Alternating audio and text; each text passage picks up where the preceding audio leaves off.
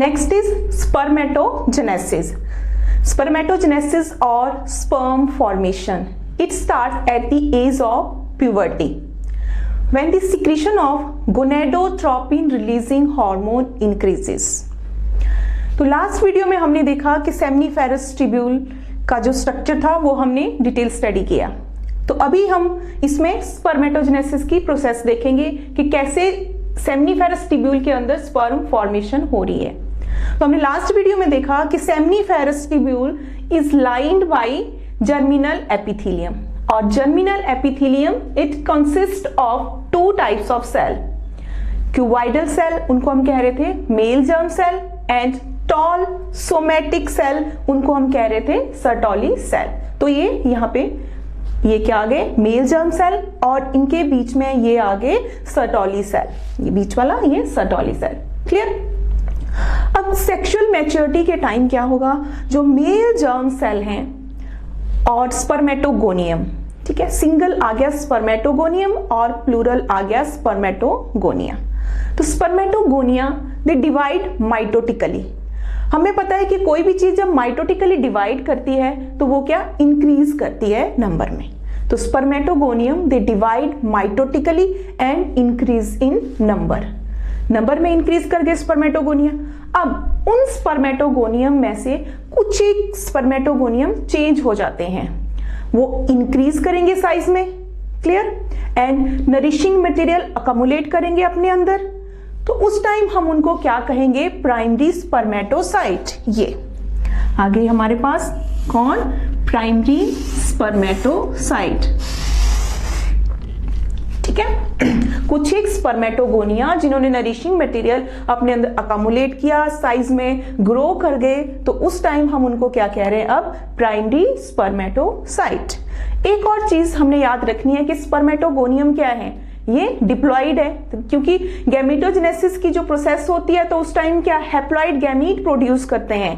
तो अभी हम क्या कह रहे हैं कि जो स्पर्मेटोगोनिया या मेल जर्म सेल हैं वो कैसे हैं, डिप्लॉइड हैं. डिप्लॉइड हैं तो इट मीन इनमें क्रोमोसोम नंबर कितने, 46 क्रोमोसोम होंगे.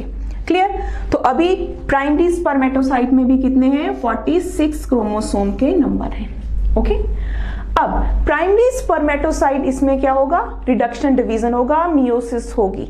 तो मियोसिस हुई, primary spermatocytes will undergo meiosis 1. Then हमारे पास नेक्स्ट आपको पता है 2 सेल फॉर्म होंगे. तो इसमें क्रोमोसोम के नंबर कितने आ जाएंगे, 23 और 23.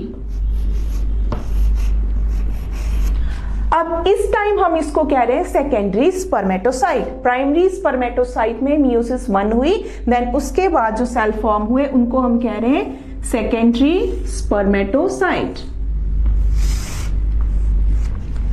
एंड सेकेंडरी स्पर्मेटोसाइट में क्या होगा, मियोसिस 2 होगी.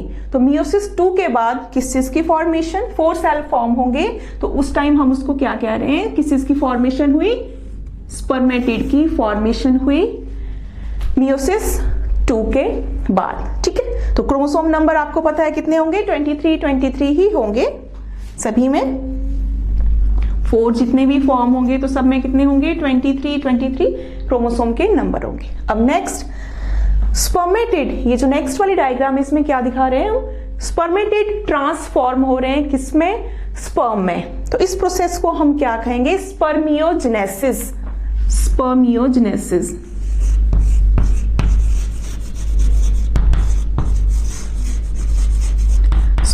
स्पर्मियोजेनेसिस में क्या होता है, transformation of spermatid into sperm.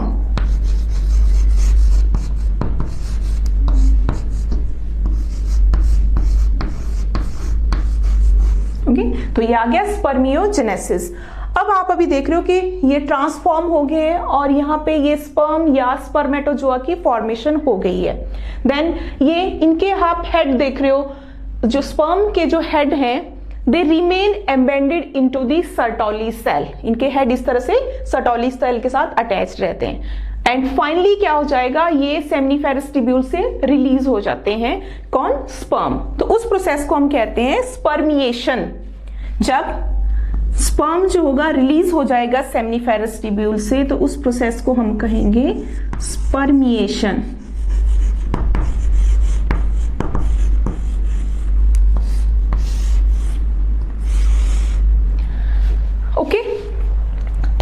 जो है अलग से मैं डायग्रामेटिकली एक स्कीमेटिक रिप्रेजेंटेशन दिखा देती हूँ जैसे हमारी एनसीईआरटी में बनी हुई है। तो पहले मैं इरेज करके ड्रॉ कर लेती हूँ, देन आपको एक्सप्लेन करती हूँ दोबारा से।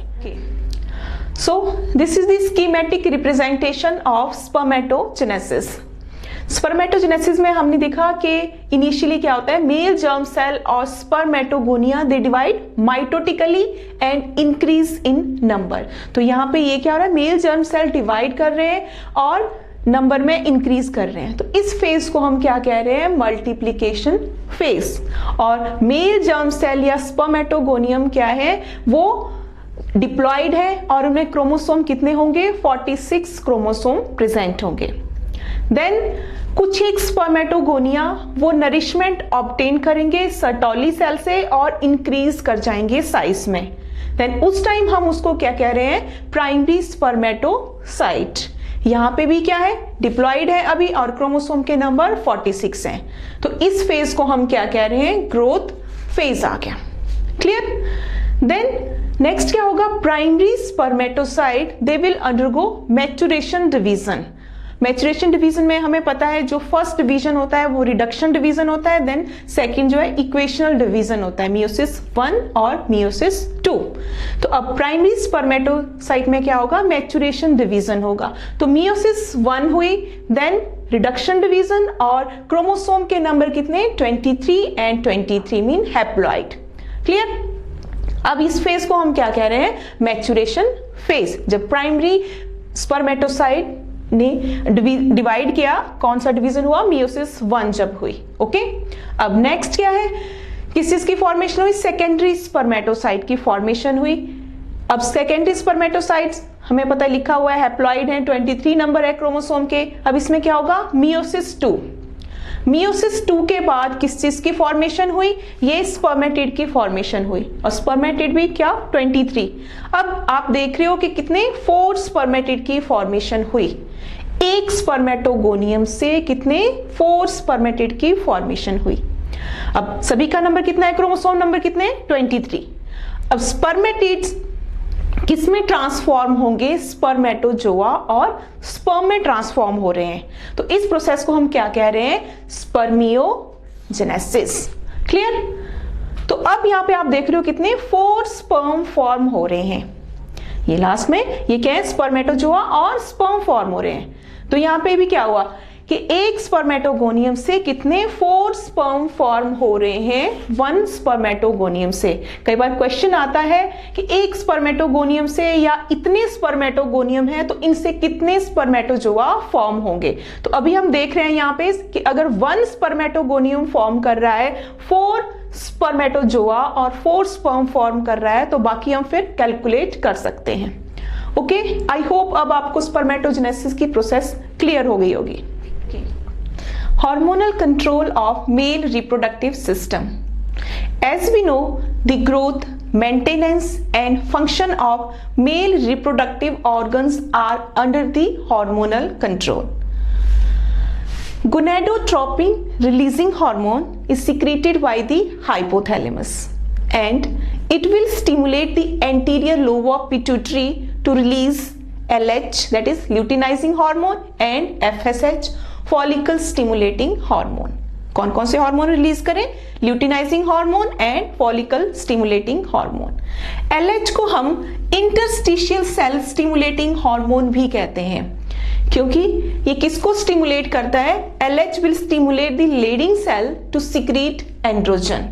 लेडिंग सेल की अगर आपको पोजीशन याद है तो कहां पे, बिटवीन दी सेमनीफेरस ट्यूब्यूल, जो बीच वाला जो इंटरस्टिशियल फ्लूइड था वहां पे लोकेशन है किसकी, लेडिंग सेल की। तो इस लेडिंग सेल को हम इंटरस्टिशियल सेल भी कहते हैं। तो एलएच को और क्या कह सकते हैं, interstitial cell stimulating hormone, LH और interstitial cell stimulating hormone. LH ने स्टिमुलेट किया लेडिंग सेल को कि वो क्या, एंड्रोजन सिक्रीट करे। तो प्रिंसिपल एंड्रोजन कौन, टेस्टोस्टेरोन है।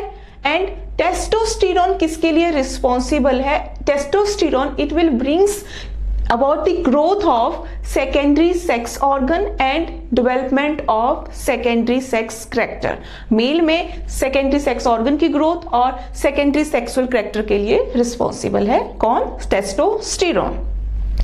अब सेकंड है follicle stimulating hormone. Follicle stimulating hormone किसके ऊपर एक्ट करेगा? सर्टोली सेल पे। सर्टोली सेल को स्टिमुलेट करता है, तो सर्टोली सेल को स्टिमुलेट करता है और सर्टोली सेल क्या? एंड्रोजन बाइंडिंग प्रोटीन फॉर्म करेगा एंड एक और प्रोटीन जिसको इनहिबिन प्रोटीन कहते हैं उस चीज की फॉर्मेशन करेगा। एंड एंड्रोजन बाइंडिंग प्रोटीन हमने देखा था क्या फंक्शन परफॉर्म कर रही थी?